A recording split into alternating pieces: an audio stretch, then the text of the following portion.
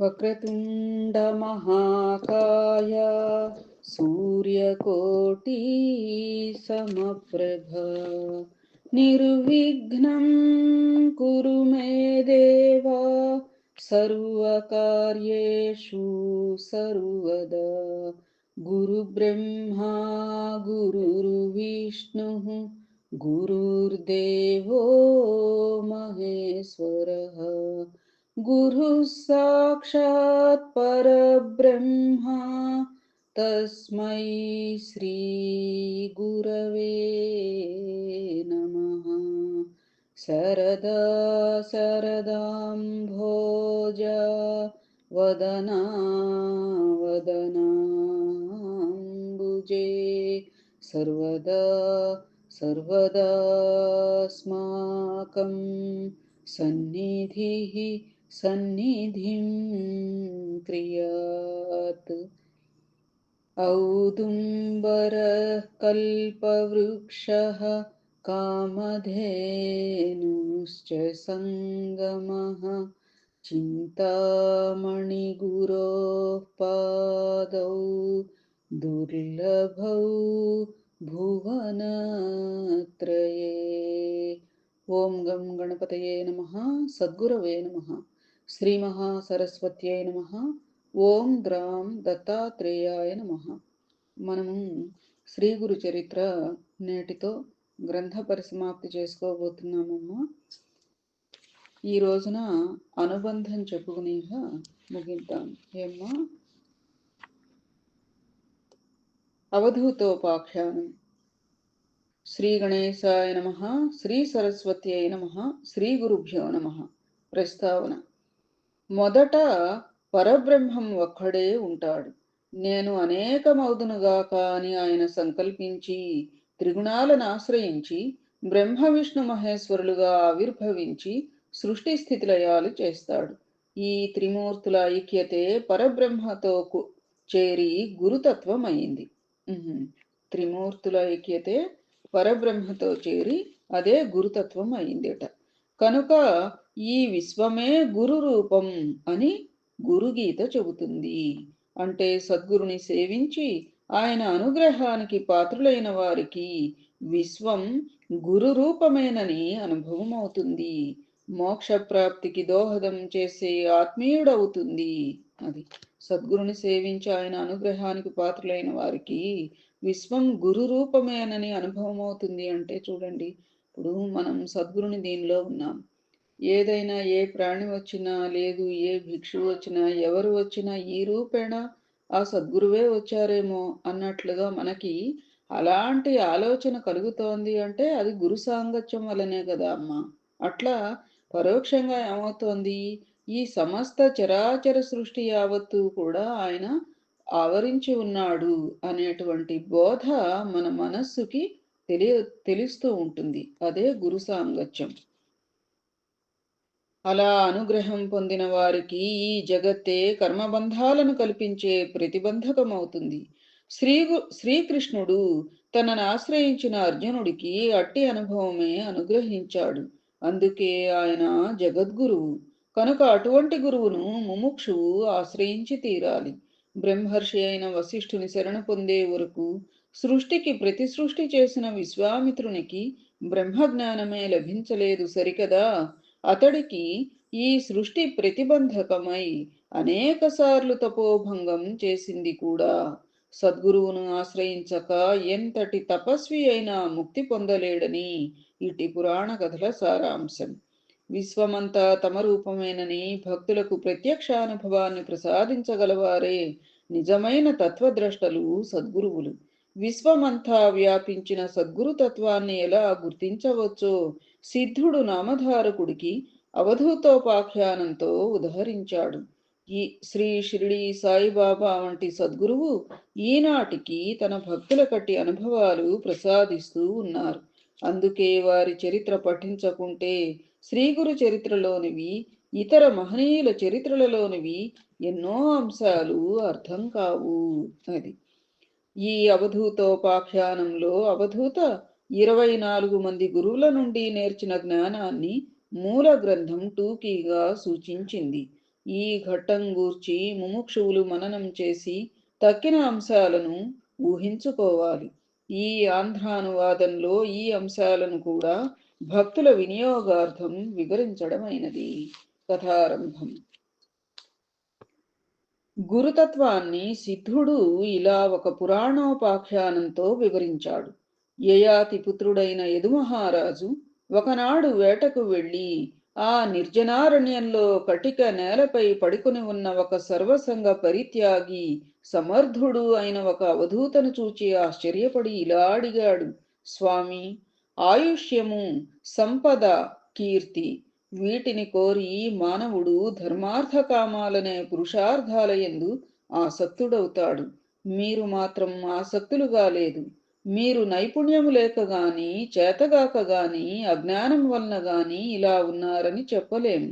మీరు నిపుణులు, శక్తిమంతులు, జ్ఞానులు అనే సంగతి చెప్పకుండానే తెలుస్తున్నది. మీరీ నిర్జనారణ్యంలో ఏ కోరికలు లేకుండానే పరమానందంగా ఎలా సంచరించగలుగుతున్నారు? అప్పుడు ఆ అవధూత లోక శ్రేయస్సుకై ఇలా బోధించారు: నేను 24 మంది గురువుల నుండి జ్ఞానాన్ని గ్రహించి అనుష్ఠించి ఆత్మజ్ఞానం పొందాను. దానివల్లనే నిర్హేతుకము శాశ్వతము అయిన ఆనందం లభిస్తుంది. నా గురువులెవరో వారి నుండి నేను నేర్చినదేమో యోగ్యుడవైన నీకు వివరిస్తాను. నా మొదటి గురువు భూమి.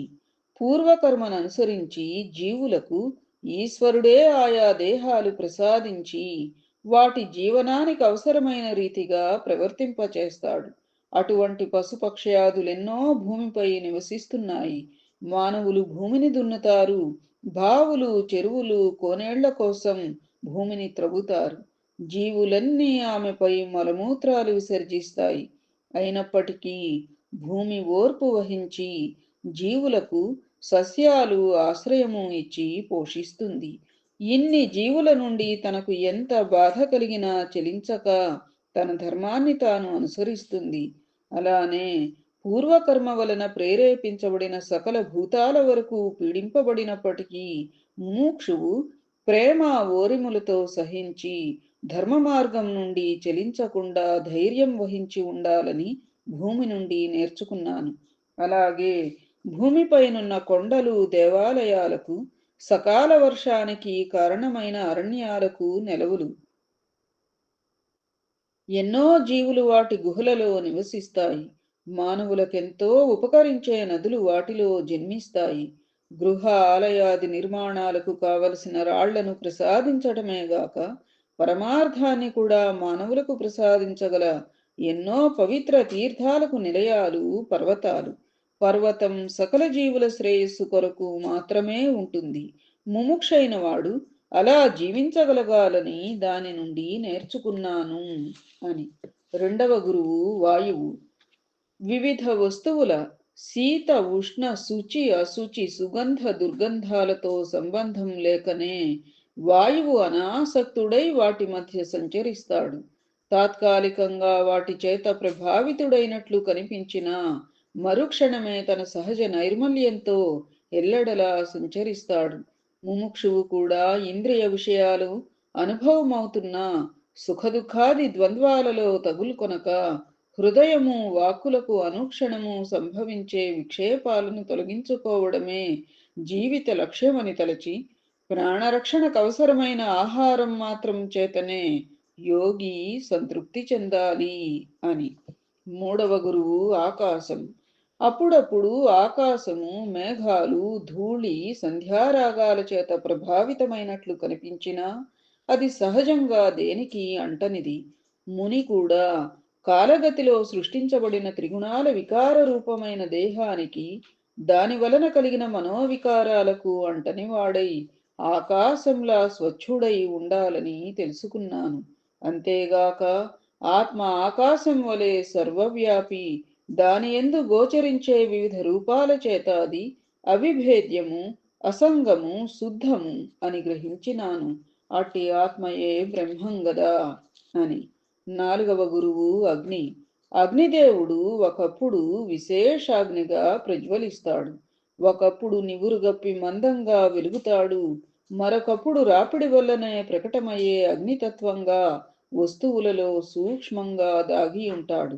అట్టి సామా అట్టి సామాన్య అగ్ని మథనం చేత విశేషాగ్నిగా ప్రకటమై యజ్ఞం చేసేవారి పూర్వ పాపాలను హరించి రానున్న కర్మదోషాలను నివారించడం కోసం ఎవరి నుండైనా సరే హవిస్సును గ్రహిస్తాడు.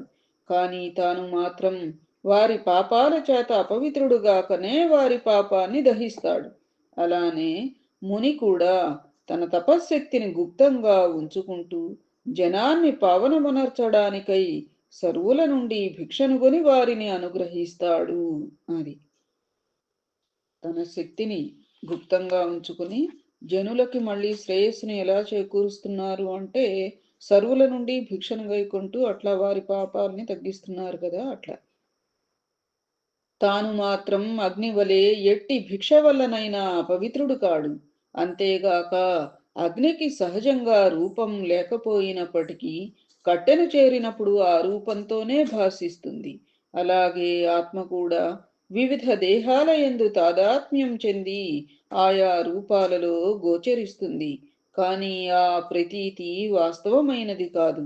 జీవులన్నీ సకాలంలో జన్మించి మరలా సకాలంలో మరణిస్తున్న వాటి ఆద్యంతాలు అట్టి ఉత్పత్తి లయాల వలె గుప్తమైనవి. మధ్య దశలో మాత్రమే జీవులు గోచరిస్తాయి. కానీ వాటి సృష్టి స్థితిలయాలకు ఆధారమైన ఆత్మ శాశ్వతము, వికారరహితము, అవ్యక్తము, సర్వగతమును. అలానే సామాన్య అగ్ని కూడా. కనుక అగ్ని యొక్క తత్వాన్ని గూర్చి విచారించి నేను అట్టి తత్వజ్ఞానాన్ని పొందినాను. అగ్ని వివిధ వస్తువుల గుణభేదాలను దహించి ఏకరూపమైన విభూతిగా మారుస్తుంది. అలానే ఈ తత్వజ్ఞానమనే అగ్ని వివిధమైన వస్తువులను గుణాలను నిరసించి సర్వగతమైన విశ్వవిభుని తత్వాన్ని గ్రహించి తనలో తానే అణిగి ఉంటుంది. నా 5వ గురువైన సూర్యుడు సహజంగా ఒక్కడే అయినా ఒక్కొక్క జీవికి ఒక్కొక్క ఘటంలోని నీటిలో ఒక్కొక్క ప్రతిబింబముగా భాసిస్తాడు. అలానే సహజంగా ఆత్మ ద్వయమైనప్పటికీ దేహాది ఉపాధి భేదం చేత వివిధము భిన్నము అయినట్లు కనపడుతుంది. అంతేకాదు సూర్యుడు ఏ విధంగా గ్రీష్మ ఋతువులో నీటిని తన కిరణాలతో స్వీకరించి వర్ష ఋతువులో విసర్జిస్తాడో అలానే జ్ఞాని కూడా విషయాల నుండి అనుభవసారాన్ని సేకరించి సకాలంలో బోధ రూపంలో జీవులకు ప్రసాదిస్తాడు. అయినా సూర్యునిలాగా అతను కర్తృత్వం వహించడు. సూర్యుడు తన ప్రకాశంతో వివిధ వస్తువుల బాహ్య రూపాలను సర్వులకు గోచరింపజేసినట్లే జ్ఞాని కూడా వాటి నిజతత్వాన్ని జిజ్ఞాసువులకు తెలియచేస్తాడు. ఒకే సూర్యుని వలన కమలాలు వికసిస్తాయి, కలువలు ముకుళించుకుంటాయి. అలానే జీవులు వారి వారి పరిపాకాన్ని అనుసరించి ఆ బోధను గ్రహించగలుగుతాయి. కానీ సూర్యుడు మాత్రం అన్ని జీవులకు వెలుగును ఉష్ణశక్తిని ప్రసాదించడంలో జీవుల గుణదోషాలను ఎంచనట్టే మహాత్ముడు తన అనుగ్రహాన్ని సర్వులకు సమానంగానే ప్రసాదిస్తాడు అని. చూసారా ఏ రకంగా అయితే సూర్యుడు జీవులకు వెలుగును ఉష్ణశక్తిని ప్రసాదించడంలో వాళ్ళ వాళ్ళ గుణదోషాలు ఏవి కూడా ఎంచడు కదా. అట్లాగే మహాత్ముడు తన అనుగ్రహాన్ని ఇతరులలో గుణదోషాలు అవి ఎంచకుండా అందరికీ సమానంగానే ప్రసాదిస్తారు మహనీయులు అని. నా 6వ గురువు పావురం. ప్రేమపాశబద్ధులైన ఒక పావురాల జంట పిల్లల్ని పెట్టి వాటిని ప్రేమతో పోషిస్తూ ఉండేవి. ఒక బోయవాడు వల వేసి పిల్లలను పట్టుకున్నాడు. అప్పటికి వాటికి ఆహారం తెచ్చిన ఆడుపావురం కూడా పుత్ర వ్యామోహంతో ఆ వలలో దూకింది. దాన్ని నడబాసి జీవించలేక మగపక్షి దానిని అనుసరించింది. అలానే మానవ జన్మమెత్తి కూడా మమకార వ్యామోహాలతో తన వినాశం కొని తెచ్చుకుంటున్నాడని తెలుసుకున్నాను. సహజంగా స్వేచ్ఛాయుతమైన ఆత్మ దేహేంద్రియాదులతో తాదాత్మ్యం చెంది సంసార దుఃఖాగ్నిలో కర్మవలయంలో ఇలాగే తగులుకొని నశిస్తున్నదని గుర్తించాను. నా ఏడవ గురువు కొండ చిలువ. అది కదలక పడి ఉండి యాదృచ్ఛికంగా ప్రాప్తించిన ఆహారంతో మాత్రమే జీవిస్తుంది. అది అల్పం కావచ్చు, అధికం కావచ్చు, రుచికరం కావచ్చు, కాకపోనవచ్చు. అలానే మానవుడు కూడా ఇహపర సుఖాల కోసం ప్రాకులాడక దైవీకంగా లభించిన దానితో తృప్తిగా జీవిస్తూ ఆత్మనిష్ట ఓరిములతో ఉండాలని గ్రహించాను. ఏహీ లభించనప్పుడు కూడా దైవమే గతి అని నమ్మి ఆ కొండ చిలువ వలె నిద్రాదులు లేనివాడై, అంటే ధ్యాననిష్ఠుడై, ఇంద్రియ బలమున్న స్వార్థ అభిమానయుక్తమైన ఎట్టి కర్మలు చేయక బలిష్టమైన దేహాన్ని మోస్తాడు. దర్శనాది సామాన్య వ్యాపారాలను సైతం ప్రత్యాహారం ద్వారా యోగి పరిహరించాలని తెలుసుకున్నాను. అంతేగాక కొండ చిలువకు బాహ్యమైన శుచి అశుచితులతో బాహ్యమైన శుచి అశుచిలతో నిమిత్తం లేదు. జనసంచారం నుండి దూరంగా ఉంటుంది. నిరంతరం ధ్యానమనే అంతఃశుచిలో నిమగ్నుడైన ముని కూడా అలానే జీవించాలని తెలుసుకున్నాను. నా ఎనిమిదవ గురువు సముద్రం. వర్ష ఋతువులో నిండుగా పొంగిన నదులెన్ని తనలో కలిసినా సముద్రం పొంగదు. వేసవిలో ఆ నదులు ఎండినా కృంగదు. జ్ఞాని సముద్రంలా పరిపూర్ణుడై సుఖాలకు పొంగక, దుఃఖాలకు కృంగక, ధర్మమనే చెలియలి కట్టను అతిక్రమించక ఎట్టి పరిస్థితిలోనూ క్షోభించడు. అజేయుడై తన యోగ రహస్యమెవ్వరికీ అంతుపట్టనివ్వక అపారుడు, ప్రసన్నుడు, చలనరహితుడుగా జీవించాలని తెలుసుకున్నాను. అంతేగాక సముద్రం తనలోని ముత్యాలను ఎన్నడూ బయటకు విడువదు. బయట నుండి చెత్తను కొంచెం కూడా తనలో చేరనీయదు. అలాగే ముని తనలోని సద్గుణాలను వీడక, అవగుణాలను ఒక్కదానినైనా చేరనీయక జీవించాలని తెలుసుకున్నాను. మిడుత నా తొమ్మిదవ గురువు. అది అగ్నిని చూచి ఆకర్షింపబడి అందులో దూకి నశిస్తుంది. అలాగే అజ్ఞాని దుఃఖ నిలయాలైన విషయాలు, సుఖాలని భ్రమించి వాటిలో చిక్కి నశిస్తాడు. స్త్రీల రూప లావణ్యాలు చూచి మోహం చేత వశం దప్పి నశిస్తాడని తెలుసుకున్నాను. అలాగాక ముముక్షువు జ్ఞానమనే అగ్నిలో తన అజ్ఞానాన్ని ఆహుతి చేసుకోవాలని తెలుసుకున్నాను. నా పదవ గురువు ఏనుగు. మానవులు అడవిలో నిలిపిన అడ ఏనుగు ప్రతిమను చూచి భ్రమించి దాని స్పర్శ కోరి మగ ఏనుగు దానిని సమీపించి బంధించబడుతుంది. ఆడ ఏనుగును చేరి విహరించే మగ ఏనుగును మరొక మగ ఏనుగు పోరి చంపుతుంది. అలానే రావణ దుర్యోధనాదులలాగా స్త్రీ స్పర్శను కోరి అగ్నుడు సంసార బంధంలో చిక్కి ఆత్మనాశం కొని తెచ్చుకుంటాడని ముముక్షు వాటి మోహాన్ని జయించాలని తెలుసుకున్నాను. నా 11వ గురువు చీమ. దాని వలనే తానార్జించిన ధనంతో దాన ధర్మాలు చేయక కూడబెట్టేవాణ్ణి దుర్మార్గులు దోచేస్తారని తెలుసుకున్నాను. అయినా చీమ వలనే ముముక్షువు కూడా సాధనలో ఎన్ని విఘ్నాలు అపజయాలు వచ్చినా నిస్పృహ చెందక నిరంతర కృషితో జ్ఞానధనం సాధించి కూడబెట్టాలి. అది 12వ గురువు చేప. అది జిహ్వ చాపల్యం చేత ఎరకాసించి గాలం రింగి నశించినట్లే జిహ్వచాపల్యానికి లొంగి మానవులు ఆత్మహాని కలిగించుకుంటారు. రుచి పట్ల అనాసక్తి, అల్పరస సేవనాల ద్వారా జిహ్వను జయించవచ్చు. జితం సర్వం జితేరసే. జిహ్వను జయిస్తే సమస్తాన్ని జయించవచ్చు. ఎరకాసించక తనకు సహజమైన జలాన్నే ఆశ్రయించిన చేపవలే తన సహజ నిలయమైన పరమాత్మను ఆశ్రయించినవాడు తప్పక ధన్యుడవుతాడు. పింగళ అనే వేశ్య నా 13వ గురువు. ఆమె ఒకసారి ధనాశతో ఆనందదాయకమైన నిద్ర కూడా పాడు చేసుకుని ఒక విటును కోసం వేచి వేచి చివరికి ఇలా పరితపించింది: నేనెంత మూఢురాలును! ఆనందమయుడైన ఆత్మారామును విడిచి అల్పబుద్ధితో భయశోక మోహాదులు కలిగించే మానవాధముని పొందగోరాను. ఇహ ముందు ఆత్మను శరీరాన్ని జీవాత్మను ఆత్మారామునికే అమ్మి ఆత్మలాభం పొందుతాను. ఇట్టి నిశ్చయంతో ధన్యత నొందింది. అలానే ధనకీర్తుల కోసం సిద్ధుల కాసించక యోగి వైరాగ్యంతో ఆత్మానందాన్నే సాధించాలని గ్రహించాను. ఆశయే దుఃఖం, ఆశ లేకపోవడమే సుఖం. ఒకరి నుండి స్వీకరించడమే దుఃఖానికి మూలమని తెలిసి అపరిగ్రహం అవలంబించాలని పింగళ నుండి తెలుసుకున్నాను. నా 14వ గురువు శరకారుడు. అతడు బాణాలను చేయడంలో నిమగ్నుడై ప్రక్క నుండి పోతున్న ఊరేగింపును కూడా గుర్తించలేదు. లోకులను భ్రమింపచేసే విషయజాలాన్ని విస్మరించి ఆత్మనిష్ఠుడు కావాలని అతనిని చూచి తెలుసుకున్నాను. ఒక బాలుణ్ణి చూచి యోగి చింతలు మానవమానాలు విడిచి ఆత్మరతుడై సుఖించాలని తెలుసుకున్నాను కనుక ఆ బాలుడే నా 15వ గురువు.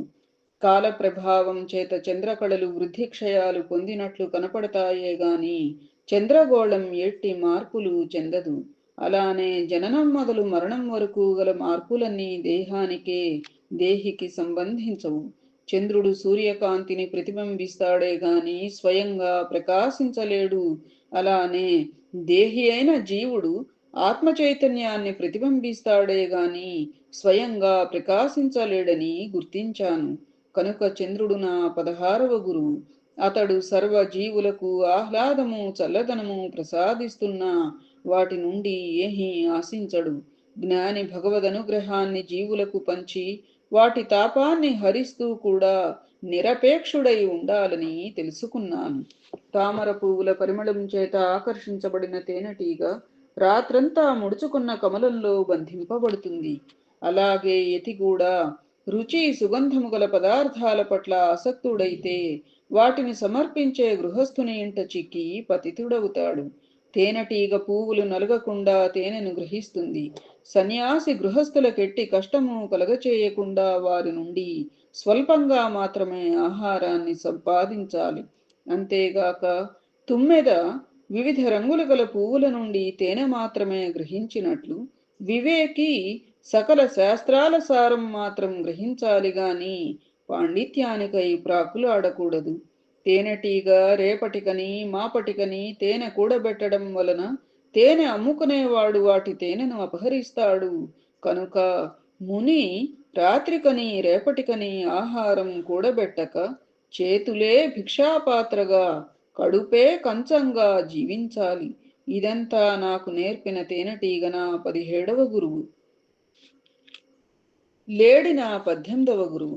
కపటుడైన వేటగాడి సంగీతానికి పరవశించి అతని చేత చిక్కినట్లు లౌకికమైన గీతాలు వినగోరే ముముక్షువు కూడా విషయవాంఛలలో చిక్కి నశిస్తాడు. గ్రద్దన 19వ గురువు. ఒకప్పుడది ఒక చచ్చిన ఎలుకను కొనిపోతూ ఉండగా ఎన్నో కాకులు గ్రద్దలు ఆ ఎలుకను ఆశించి ఆ గ్రద్దను ఎంతగానో బాధించాయి. చివరికి గ్రద్ద ఎలుకను విడిచింది. పక్షులన్నీ దానికోసం పోగానే గద్ద ప్రశాంతంగా ఒక చెట్టు మీద కూర్చున్నది. పామరులాశించే లౌకిక సుఖాలను ఆశించటం దుఃఖాన్ని కొని తెచ్చుకొనడమే అవుతుందని, వాటిని విడువడమే శాంతి మార్గమని తెలుసుకున్నాను. నా 20వ గురువు ఒక కన్య. ఆమెను చూడడానికి మగపెండ్లి వారు వచ్చినప్పుడు ఆమె తల్లి ఇంటలేదు. వారిని సత్కరించడానికి ఆ కన్యయే ధాన్యం దంచుతున్నది. తన చేతి గాజుల సవ్వడి వారు ఎక్కడ వింటారో అని వెరచి ఒక్కొక్క చేతికి 2 గాజులు మాత్రం ఉంచుకున్నది. అవి కూడా శబ్దం చేస్తున్నాయి. అప్పుడు చేతికి ఒక్క గాజు మాత్రం ఉంచుకుని నిశ్శబ్దంగా కార్యం నెరవేర్చుకున్నది. పలువురొక చోట చేరిన, ఇద్దరు చేరిన ముచ్చట్లు కబుర్లు తప్పవని యోగి ఏకాంతంగా సాధన చేసుకోవాలని నేర్చుకున్నాను. నా 21వ గురువు సర్పం. తనకొక గృహం నిర్మించుకొనక చెదలు శ్రమపడి నిర్మించుకున్న పుట్టను విడిచిపోయాక అందులో జీవిస్తుంది. చెదల వలె అవివేకులు శ్రమ కోర్చి గృహాది ఉపాధులను పెంచుకుంటారు. కానీ ముని ఇతరులు నిర్మించిన మఠాలలోనూ శిథిలాలయాలలోనూ వృక్షమూలంలోనూ జీవించాలి. అంతేగాక పాము తన జీవకృత్యాలను ఏ ఇతర జీవులకు తెలియనీయదు. అలాగే యోగి కూడా అభ్యాస రహస్యాలను గుప్తంగా ఉంచుకోవాలి. పాముల ఏకాంతాన్ని ఆశ్రయించిన యోగి యోగాన్ని నిశ్చింతగా అభ్యసించగలడు.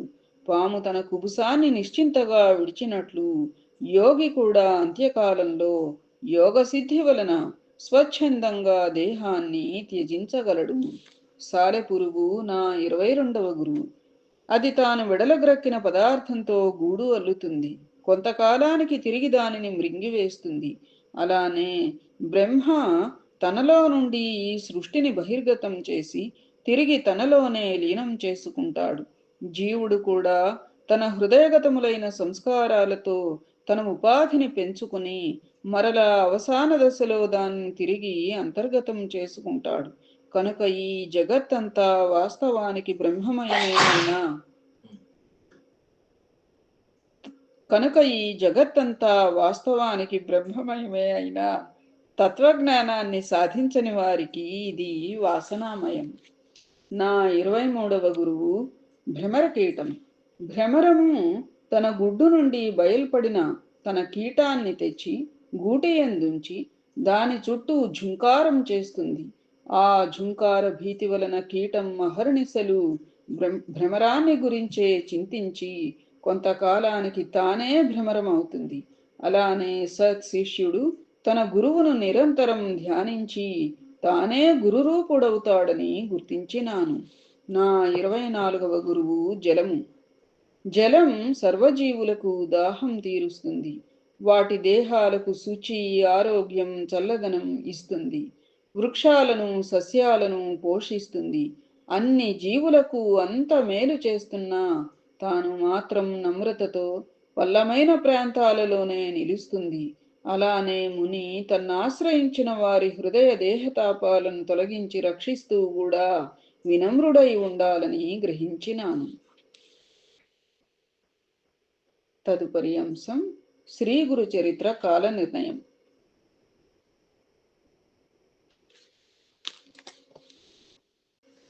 శ్రీగురు చరిత్ర శ్రీగురుని కాలంలోనే వ్రాయబడిందని గమనించాం. కానీ శ్రీగురుని కాలం కొంత స్థూలంగా మాత్రమే నిర్ణయించడం సాధ్యం. వీరు కాశీలో కృష్ణ సరస్వతి అనే యతీశ్వరుని వద్ద సన్యాసాశ్రమం స్వీకరించారు. విద్యారణ్యుల శిష్య పరంపరలో 3వ వారు శ్రీకృష్ణ సరస్వతి. విద్యారణ్యుడు 14వ శతాబ్ది పూర్వార్ధంలో శంకరాచార్యుల పీఠం అలంకరించినట్లు చరిత్ర చెబుతోంది. కనుక కృష్ణ సరస్వతి 15వ శతాబ్ది ఆరంభంలో శ్రీగురునికి సన్యాస దీక్ష ఇచ్చి ఉండాలి.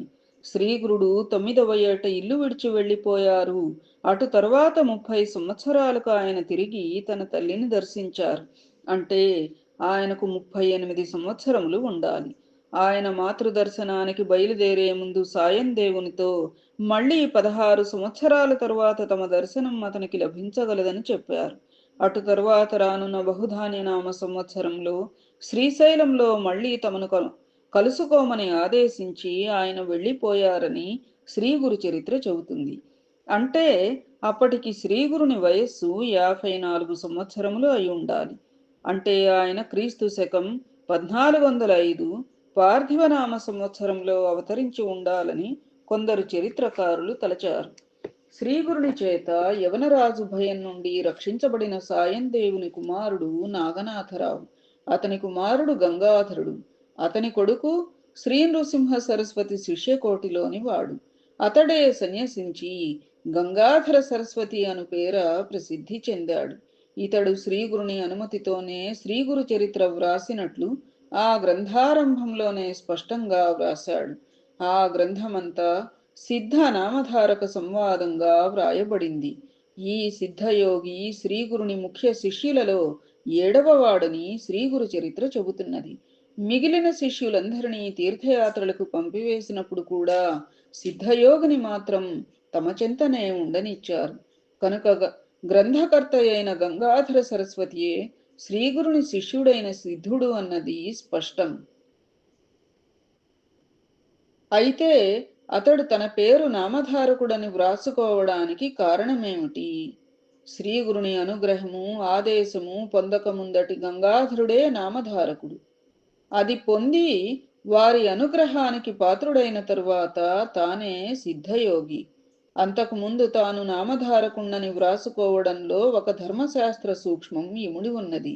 జన్మతః బ్రాహ్మణుడై కూడా నిర్దుష్టంగా సదాచారం పాటించని వాడిని నామధారకుడంటారని యాజ్ఞావల్క్య స్మృతి చెబుతున్నది. మొదట తాను అలాగే జీవించినట్లు శ్రీగురు చరిత్ర ఆరంభంలో అతను వ్రాసుకున్నాడు.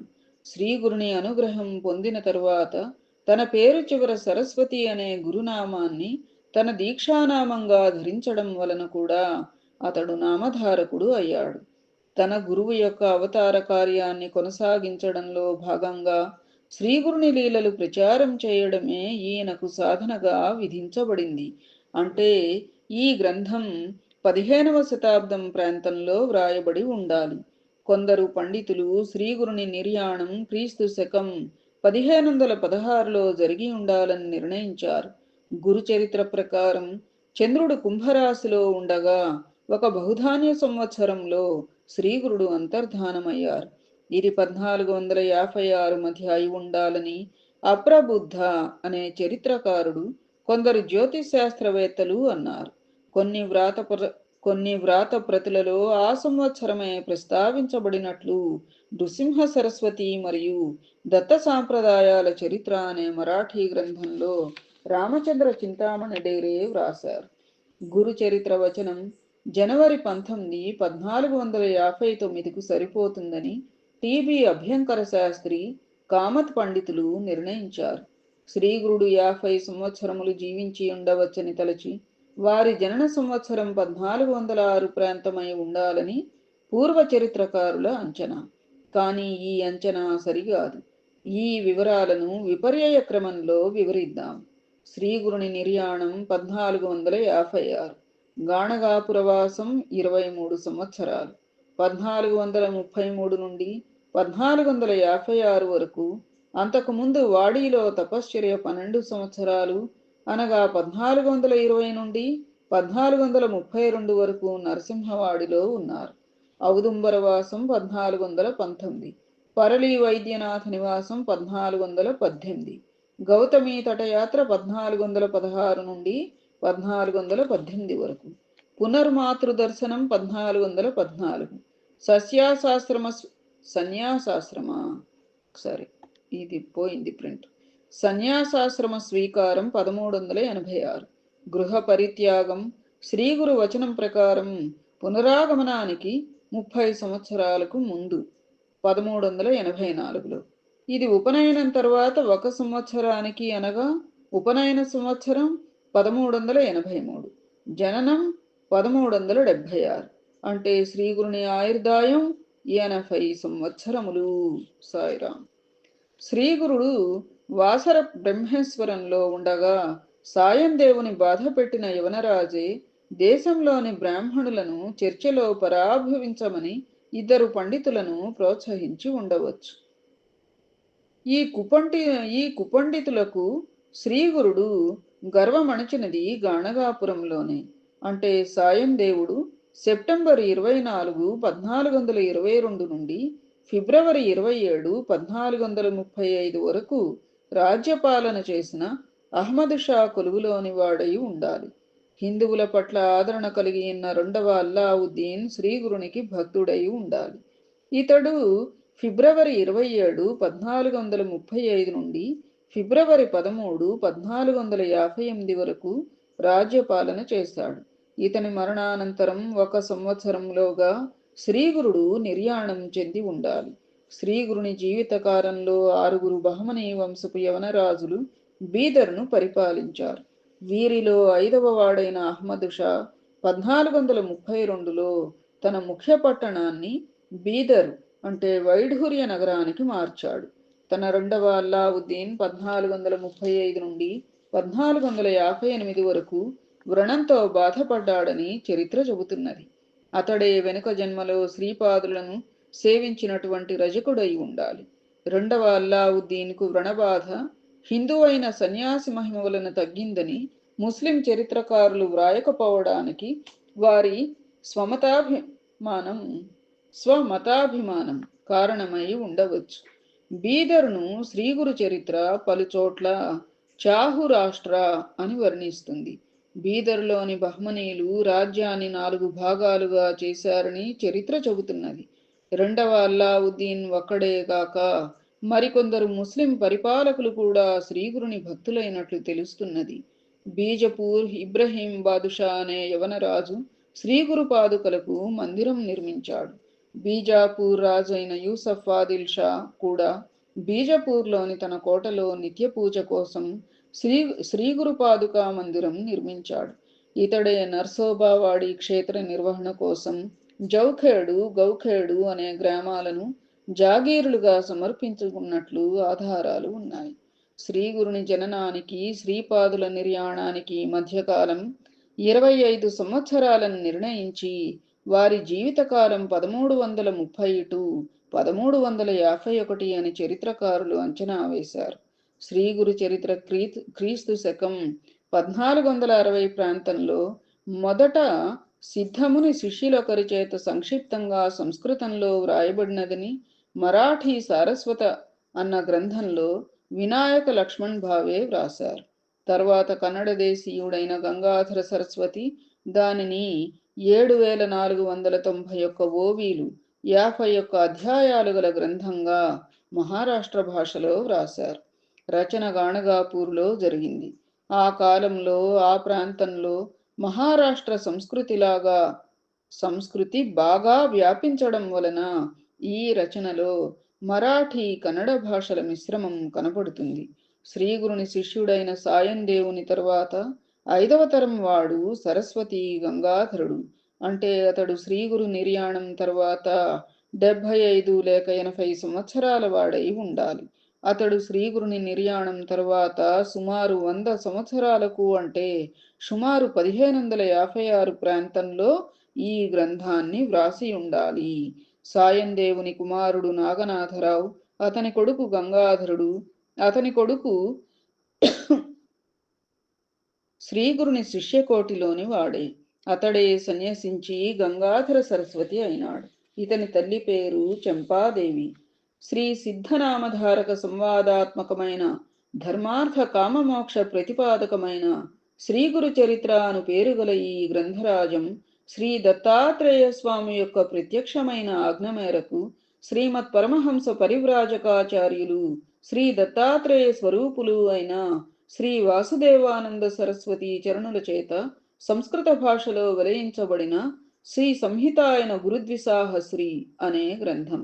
వారి ప్రత్యక్ష శిష్యులు యోగి పుంగవులు అయిన కీర్తిశేషులు శ్రీ సద్గురు గుడవణి మహారాజ్ వారి ఆశీస్సులతో స్వయంగా ప్రసాదించబడి శ్రీ దత్తాత్రేయుని పూర్ణావతారం సమర్థ సద్గురుడు అయిన షిరిడి సాయినాథుని అనుగ్రహం వలన సద్గురు భక్త పాదరేణువైన నా చేత తెనుగు చేయించుకొనబడిన అక్షర ప్రసాదం.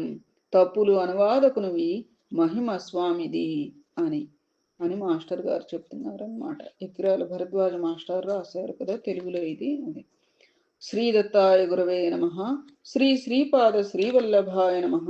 శ్రీ నృసింహ సరస్వత్యై నమః. శ్రీ గురు చరిత్ర గ్రంథం సర్వము సంపూర్ణం. ఏతత్ఫలం సర్వం సద్గురు చరణారవిందార్పణమస్తు. ఉండండి, కొంచెం ప్రార్థనట చేసుకుందాం.